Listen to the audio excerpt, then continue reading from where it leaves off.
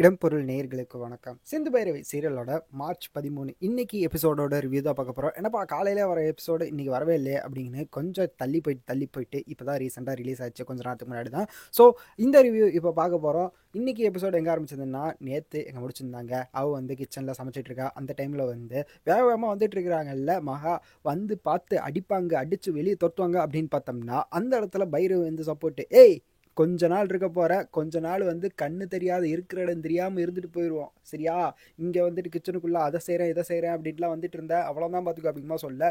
அந்த இடத்துல கரெக்டாக பைரவ் வந்து என்ன ஓவரா பண்ணிருக்கீங்க, உங்களாம் வந்து பாவப்பட்டு விட்டதே தப்பு, ஓவரா பண்ணீங்க, உங்கள் பையனோட சேர்த்து உங்களையும் உள்ளே தள்ளிடுவேன் அப்படிங்கிற மாதிரி சொல்ல.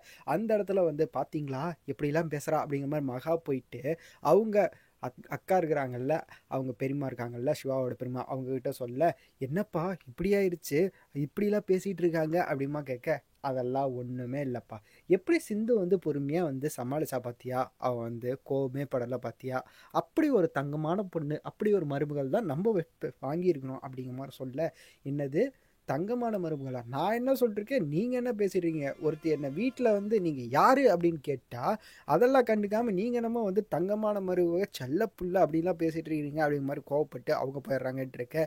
இன்னொரு சைடு அதே மாதிரி தான் சிவாவும் நின்றுட்டுருக்கிறான். அவனுக்கும் வந்து டே பாடுறா எவ்வளோ பொறுமையாக போயிட்டுருக்கிறான், அப்படி ஒரு பொண்டாட்டி கிடைக்க கொடுத்து வச்சுருக்குண்டா அவன்கிட்ட சொல்லிட்டு, இதே மாதிரி தான் வந்து சிவாவுக்கு சொன்ன மாதிரி ஆறுமுகத்துக்கு, ஏண்டா வீட்டில் நீ எவ்வளோ பெரிய வெளியே வந்து எவ்வளோ பெரிய ஆளால வீட்டில் பொட்டி பாம்பா அடங்கிடணும்டா அப்படிங்கிற மாதிரி வந்து சிவாவோட அப்பா வந்து ஆறுமுகத்துக்கு அட்வைஸ் பண்ணிருக்காரு. சர்த்தான் அப்படின்ட்டு அவனும் போகிறான்ட்டு. ஸோ இவங்க என்ன பிளான் பண்ண போகிறாங்க அடுத்து அப்படிங்கிற மாதிரி தான் இருந்தது. அப்போ தான் கோயிலுக்கு போகிறாங்க. கோயிலில் ஒருத்தருக்கு ஹார்ட் அட்டாக்னு கீழே விழுந்து அவருக்கு சிபிஆர் பண்ணி உயிரெல்லாம் காப்பாற்றிட்டு இருக்கிறான் சிவா. அந்த இடத்துல வந்து ஒரு பாட்டி வந்து 2 பேரையும் கூப்பிட்டு நிற்க வச்சு, உனக்கு இப்படி ஒரு மாப்பிள்ளை கிடச்சது நீ கொடுத்து வச்சுருக்கணுமா, அவ்வளோ தங்கமான பிள்ளை, நீயும் நல்லா பார்த்துக்கப்பா, அவ கொஞ்சம் கள்ளங்கவடம் இல்லாத பொண்ணு அப்படிங்கிற மாதிரிலாம் சொல்லிட்டு இருக்கிறாங்க.